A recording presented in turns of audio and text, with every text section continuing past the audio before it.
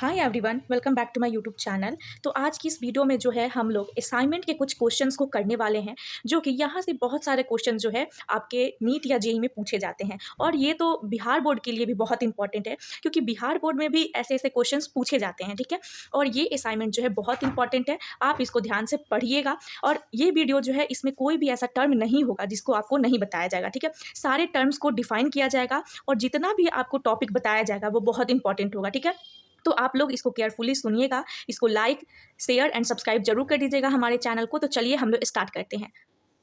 तो चलिए देखते हैं अपना पहला क्वेश्चन क्या है असाइनमेंट का। तो पहला क्वेश्चन है कि the intensive property among these quantities, मतलब इंटेंसिव प्रॉपर्टीज इस चारों ऑप्शंस में से कौन है।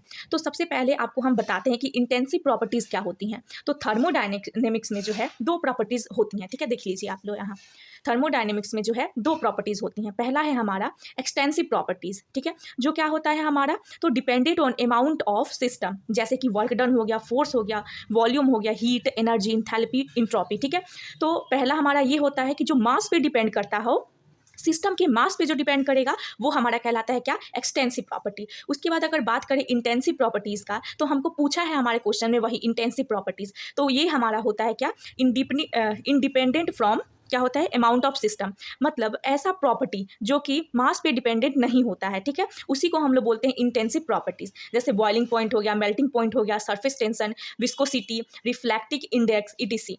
उसके बाद एक और छोटा सा टॉपिक है, उसको भी देख लीजिए क्योंकि इंपॉर्टेंट टॉपिक है, आपको समझना है इसको। ठीक है, if extensive properties are specify for certain mass then it become intensive, मतलब बहुत सारे सर्टेन मास के लिए कुछ जो है एक्सटेंसिव प्रॉपर्टीज जो होते हैं वो बाद में क्या हो जाते हैं, एक्सटेंसिव प्रॉपर्टीज हो जाते हैं।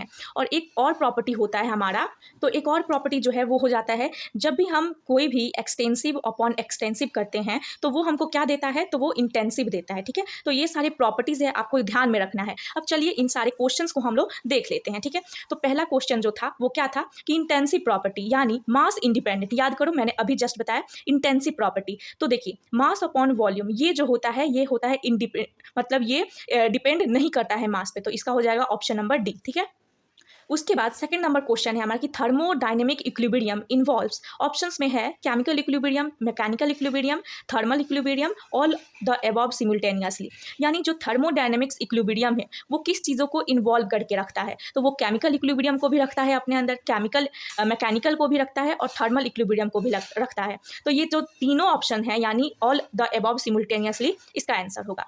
उसके बाद देखिए system in which there is no exchange of matter, work और एनर्जी फ्रॉम सराउंडिंग, मतलब सिस्टम में क्या होता है कि अगर वहाँ पर ना ही कोई मैटर का एक्सचेंज हो रहा है और वर्क का, और ना ही किसी सराउंडिंग, ना ही किसी एनर्जी का सराउंडिंग से, तो उसको हम लोग क्या बोलते हैं। तो ऑप्शंस में हमारा है close system, isolated system, adiabatic या फिर आइसोथर्मल। तो ये जो होता है तो ये होगा आइसोलेटेड सिस्टम। ठीक है, आइसोलेटेड सिस्टम किसको कहते हैं इसके बारे में देख लीजिए। देखिए तो सिस्टम में तीन टाइप के सिस्टम्स होते हैं, एक ओपन सिस्टम होता है, क्लोज सिस्टम होता है, ठीक है, और एक आइसोलेटेड सिस्टम होता है। ओपन सिस्टम क्या होता है, जिसमें exchange of energy and matter. Open system उसको कहेंगे जिसमें कि एक्सचेंज किसका किसका होगा, तो उसमें मैटर का भी चेंज होगा और एनर्जी का भी चेंज होगा। उसके बाद अगर बात करें क्लोज सिस्टम का, तो इसमें क्या होता है कि इसमें एनर्जी का चेंज होगा लेकिन कोई भी मैटर का चेंज नहीं होगा। ठीक है, तो इसको ध्यान रखेंगे। उसके बाद आइसोलेटेड सिस्टम क्या होता है कि neither exchange of energy nor matter, मतलब ना ही इसमें किसी एनर्जी का जो है एक्सचेंज होता है और ना ही किसी मैटर का। और वैसे में एक नोट है कि कोई भी सिस्टम को हम लोग, no any system are perfectly isolated system but in short time interval some जो है some system behave as isolated, जैसे insulated system, hotpot, ice box. मतलब हम कह सकते हैं कि कोई भी सिस्टम जो है परफेक्टली आइसोलेटेड सिस्टम नहीं कहलाता है। एक छोटे से मतलब शॉर्ट इंटरवल टाइम के लिए हम लोग कह सकते हैं कि वो बस बिहेव करता है किसके तरह, आइसोलेटेड की तरह। तो इसको आप लोग ध्यान रखिएगा। तो चलिए हम लोग ये तो पढ़ लिए कि कौन कौन से सिस्टम होते हैं। चलिए अब असाइनमेंट के क्वेश्चंस को देख लेते हैं। क्या है कि system in which there is no exchange of matter, work, energy from surrounding, यानी ना ही किसी मैटर का चेंज हो रहा है और ना ही किसी एनर्जी का, तो उसको हम लोग क्या बोलेंगे, आइसोलेटेड सिस्टम। ठीक है, उसके बाद देख लीजिए एक लास्ट क्वेश्चन को हम देख लेते हैं, उसके बाद और भी वीडियो आएंगे, आप लोग देखते रहिएगा। ठीक है, एंड ओपन सिस्टम ऑप्शंस में दिया है can neither lose or nor gain energy, can lose or gain energy, can gain or lose matter, can lose or gain both matter or energy। तो ये जो होगा इसका आंसर होगा ऑप्शन नंबर डी। कैसे होगा तो देखिए, कोई भी ओपन सिस्टम होगा जहाँ पर क्या होता है, तो exchange of energy and matter, जहाँ पर एनर्जी का भी चेंज होगा और मैटर का भी चेंज होगा। यानी कोई भी चीज़ है तो वो लॉस भी कर सकता है और गेन भी कर सकता है, और ये दोनों किस में होता है, ओपन सिस्टम में। तो ऑप्शन नंबर डी हो जाएगा। ठीक है, तो 5th नंबर क्वेश्चन से हम लोग अगली वीडियो में देखेंगे। ठीक है, अगर आपको वीडियो अच्छा लगा होगा तो इसको लाइक, शेयर एंड सब्सक्राइब कर दीजिएगा। Thank you.